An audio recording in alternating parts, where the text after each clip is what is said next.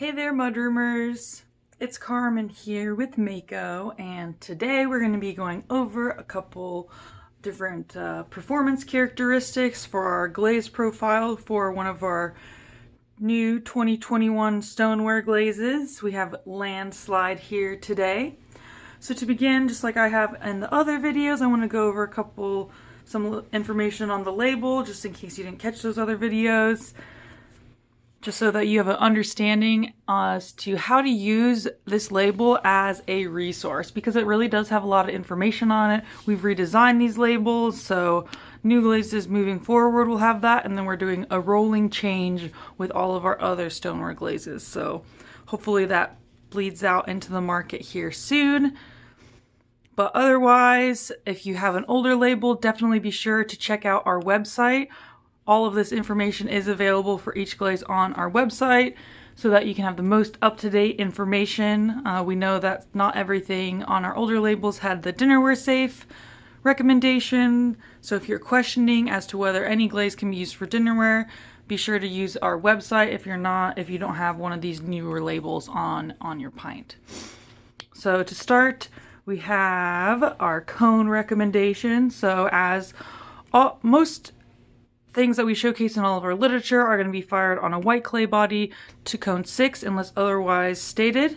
We do recommend a firing range of cone 5 to 10 for our stoneware glazes, so expect some variation in performance. With that, we're going to go over actually cone 5 and 10 results here today, but we do have cone 10 results available on our website as well as on the label over here in the description. So on this side here, this is going to be where we have all of our certifications. So the ACMI AP certification, that is in regards to the wet glaze. So we have AP and CL. CL certifications are going to be if it has a soluble copper warning. So that is in regards to children in elementary school. They cannot handle the wet glaze, but otherwise the AP or CL certification is fine for pretty much anyone to handle here. And then here's where we're going to have our dinnerware safe recommendation. All of Mayco stoneware glazes are actually tested for food safety, and then we do have a dinnerware safe recommendation. So food safety is in regards to cadmium and lead leaching from the fired and glazed surface. And all of our stoneware glazes do pass that test, and dinnerware safe recommendation is in regards to the surface texture and durability. So this is not recommended for dinnerware because of the surface durability. Highly acidic foods will degrade the surface, so keep this application to decorative pieces or on something that will not directly come into contact with food. So definitely keep an eye out for that. Again, this was noted on our website as well if it's not on the label that you have currently. And then here's where we have our lot number. This you'll need if you do any technical reporting. We'll ask you for this immediately so that we can do tests on that particular lot number to make sure everything was okay or see if anything else was reported. And then here is all the info. So we have our cone 6 results, cone 10 reduction results, basic application instructions, suggestions, and tips. So all 4 of this grouping of glazes from this stoneware glaze release, we have Rainforest, Azurite, Himalayan Salt, and Landslide.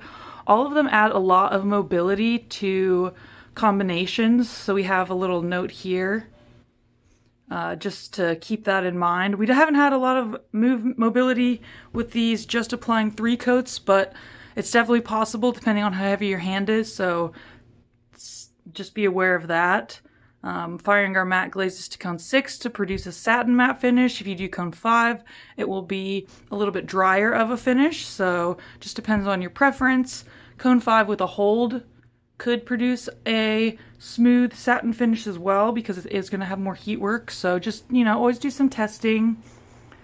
And then here we do note that 185 through 188, so these 4 glazes from this release all have similar performance characteristics because they are very similar in formulation. So if you understand and enjoy how one works but maybe want a different color, the other ones are going to perform really similar, so you don't have as much of a learning curve there, which is really nice.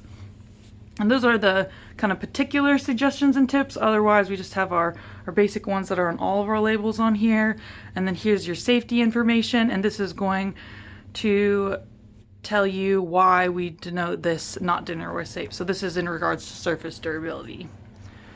So that's just a little overview of the label. Sorry if I'm getting really redundant here with that.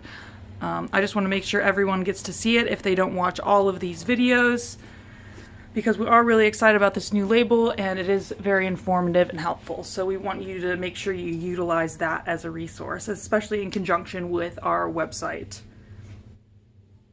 So going over some performance characteristics here. Here we have our cone 6 firing.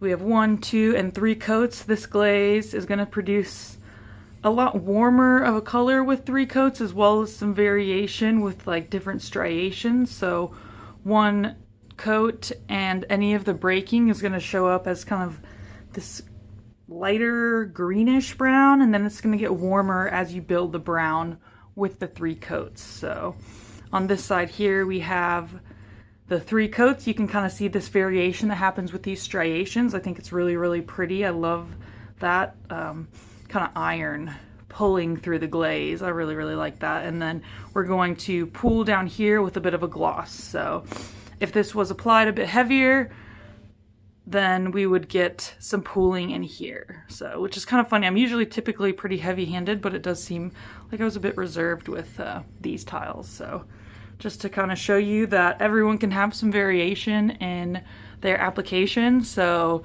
if you have any range of these with results, you can kind of understand as to why something maybe doesn't look exactly like this tile. Because again, like I said, these glazes do produce a lot of variation here. Here's where you get some of that gloss buildup. So I would kind of expect that to be in these recesses here, just to kind of show the contrast between those. But this is easy to get that to build up because this is fired flat. And this is vertical, so you're going to get a lot more buildup on the bottom of the tiles. So that's always something to keep in mind. And then here we have our Cone 5 performance. Cone 5 is, on any of these 4 glazes, is honestly not that different than Cone 6. The only difference is the finish is a little bit drier, this is a little bit smoother. But like I said previously, you can definitely have a little bit more heat work at Cone 5 if you had a hold or something. So if you want a smoother finish at Cone 5 and have a hold, then you can go ahead and do that, and you don't have to go up to Cone 6. So these are pretty similar. This one was a little heavier handed, so we do have a little bit of that darker brown buildup around the bottom and in the texture here. So that is those 2 results. So then I kind of want to go over what we have our Flux results here. So I really just love these with Flux. It like makes the satin matte even softer than it is normally, which already is super soft. I just really love that beautiful, really smooth finish. And to have that with such nice color saturation is just so nice. So here we have our Flux applied underneath 188. Like I mentioned about the label, this glaze does add a lot of mobility to combinations, so layering it with Flux, I knew it was going to add a lot of mobility, so I made sure to pretty dramatically recede my coats here. So I did 1 coat all the way to the bottom, 1 coat about like halfway down, and then another coat about 1/3 of the way down, because I knew this was going to move a lot. So on this side, I applied the Flux first. We have light Flux on this side and dark Flux on this side. I applied the Flux 2 coats to a band, you know, about 1 inch here. And then I applied the Landslide on top of it. So again, receding the coats. Really love this dark Flux kind of went over here with the texture. I really love where these intersect here. We get this beautiful blue where I'm imagining it's from the dark Flux and light Flux kind of mixing, because the dark Flux will bring out some blue sometimes, and sometimes it brings out brown. And then we have this lovely contrast of the fired finish here with the gloss and the matte, just so nice.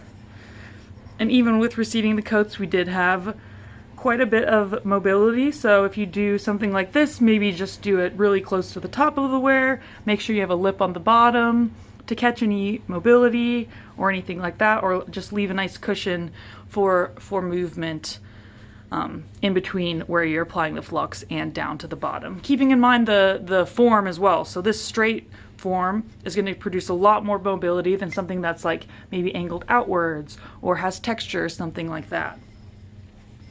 And then here we have Flux over Landslide. So I reseeded the coats here, and actually this is like a perfect reseeding application. It kind of all gathered at the bottom here. We didn't have any sort of blank space and not too much overflow. So I did reseed the coats, and then I applied 2 coats of Flux over top of the Landslide here. And this is kind of nice, the contrast. I love how this builds up this rich chocolate brown, and then this really brightens the brown here. So it's really nice, nice colors here. And this variation happens because the texture as well as the layering. So this could turn out really smooth like this if you have it on a smooth surface. So definitely keep that in mind, because this is going to affect the way that the results look. And then we have our cone 10 performance. So here we have a cone 10 reduction. I love this, really brightens up this color, bringing it into kind of like more orangish brown space, and then it breaks this beautiful darker brown. And I do have another cone 10 reduction test here just to kind of showcase some variation that can happen. Everyone's cone 10 will be a little bit different, so we've actually fired these in a couple different kilns and had different results. So cone 10 reduction is a little bit more variable than any of the other firings, which is kind of funny because they are all also very variable. So the cone 10 is a little bit, so just do your tests and then know what it looks like in your firing environment, and you can produce consistent results once you do that, but different kilns are going to produce different results. So that's just something to keep in mind. So here, I really like this one with kind of this gray, and then these striations are way, have a lot of contrast. This is a little bit more homogeneous in color. So I love this warmth, this golden, we got gray, a little bit of everything going on there. So that's really nice. And 1, 2, and 3 coats on that side. So that's just a couple of the cone 10 reduction results that we have. And then here we have cone 10 with Flux. So on the back here, I did Flux over Landslide, kind of like I had done here. But we do produce a little bit more variation in that reduction environment, as well as a little bit more mobility, which is to be expected. And on this one, I did reseed the coats as well, just to anticipate this movement, but I still did end up with quite a bit.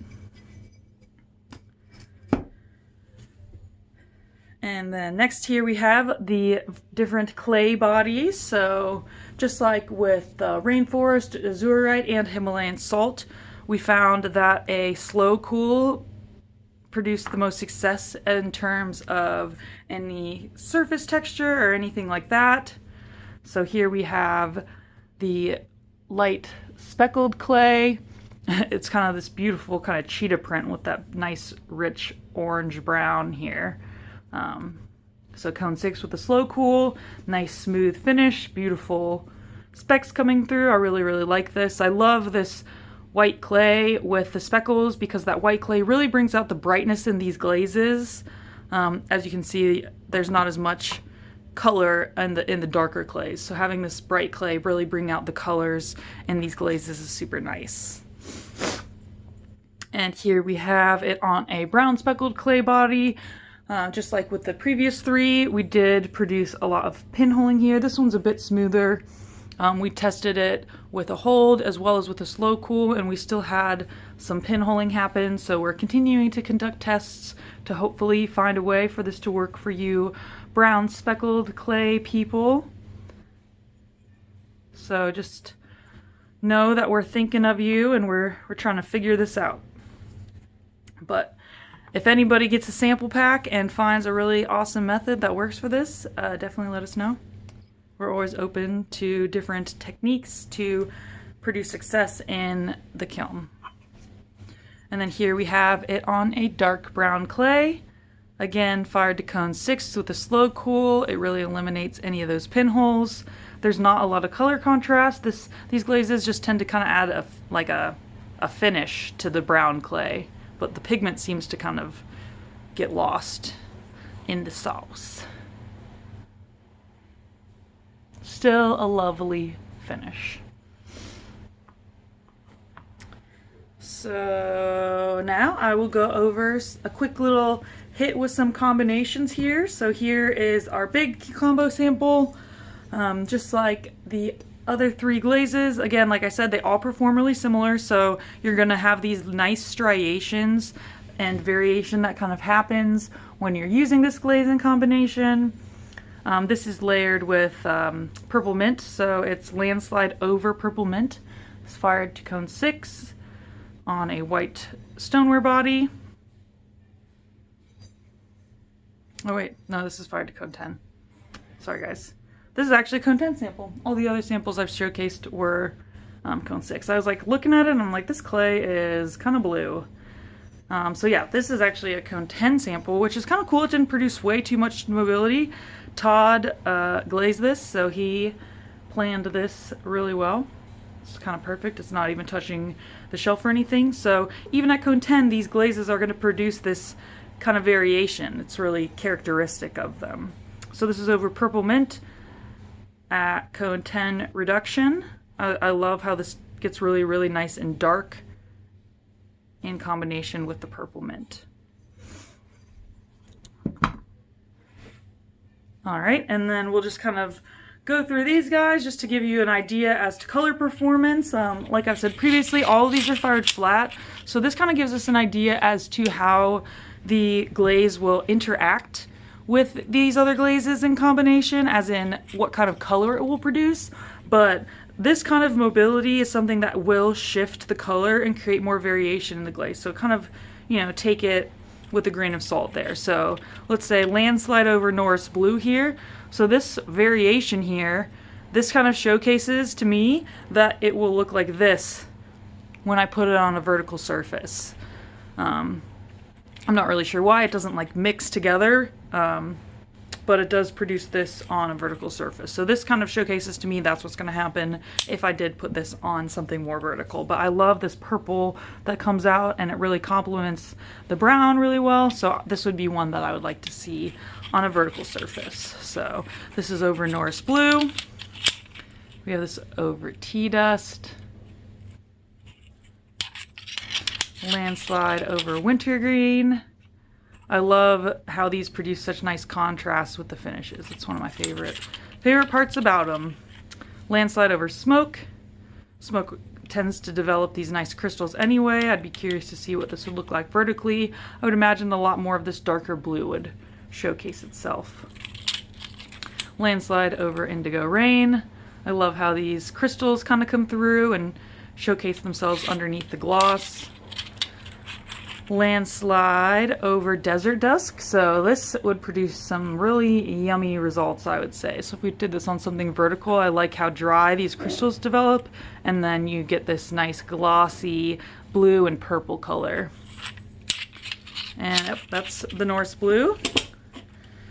Here we've got Landslide over Sandstone.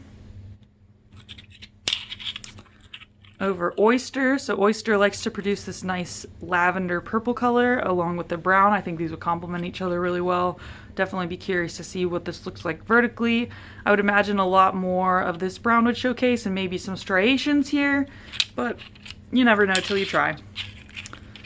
And then here we've got Cordovan with the Landslide over Cordovan, which I love this orange that develops. This is really, really cool. As well, you have this matte finish. So this I'd be curious to see as well. Really, I'd be curious to see all of these. It's like fascinating to me how these perform. So we have Landslide over Birch here. We've got some purple, some blue, some cream color. So this would be a really nice one. Got Landslide over Frost Blue. Landslide over Robin's Egg. Landslide over Weathered Blue. And Landslide over Moonscape. So hopefully that gives you a couple jumping off points for different combinations that maybe you want to try. Hopefully you guys get those sample kits, and some of these kind of overlap with glazes that you have or are inspired to use. So definitely do some testing and share your results.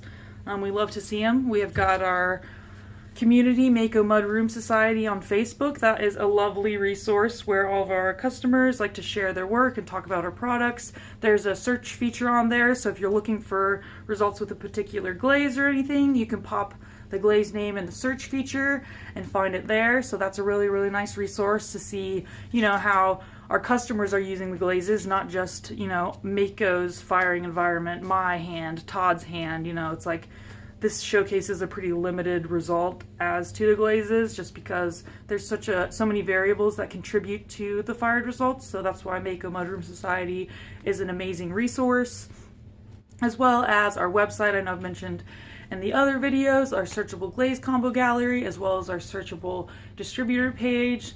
Those are really nice. You can find exactly what you need without having to search manually through anything. And yeah, definitely check out our YouTube channel. I think that should cover it. Yeah, thanks so much for tuning in today, guys. We so appreciate you. Definitely drop any questions in the comments. We love to hear from you. And as always, make it Mayco.